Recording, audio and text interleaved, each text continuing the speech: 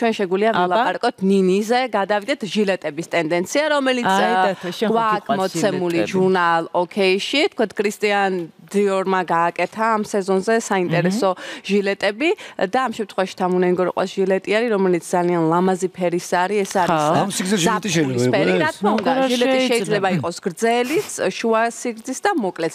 აგრეთვე მოდაშია ჟილეტები ნაქარგებით, ქვებით და ისეთი არის. ქალი ლამაზად და კომფორტულად გრძნობ თავს. რაღაც ელეგანტურია, ხო? ელეგანტურია და რაც ეს ჯიბე არ არსებობს, ხო რეალურად? არ არსებობს. მე მეგონა ისეც იყო კონცეპტუალური. რა არის თანამედროვე მოდასი, რომ ქალის ტემპით თანამედროვე ქალის არის საკმაოდ დატვირთული. ქალები ძირითადად მუშაობენ. აქედან გამომდინარე, ისინი ყოველდღურად კომფორტულად უნდა გრძნობდნენ თავს და არ იყვნენ შეზღუდულები. აქედან გამომდინარე, ადრე თუ იყო და დიზაინერები აკეთებდნენ, თქვა მარტო გამოსასვლელი კაბები, თქვა მარტო casual clothes. ეხლა არის მულტიფუნქციონური ტანსაცმელები მოდაში, ასე. ანუ რამდენი ფუნქციას რო შეიცავს, მაგალითად.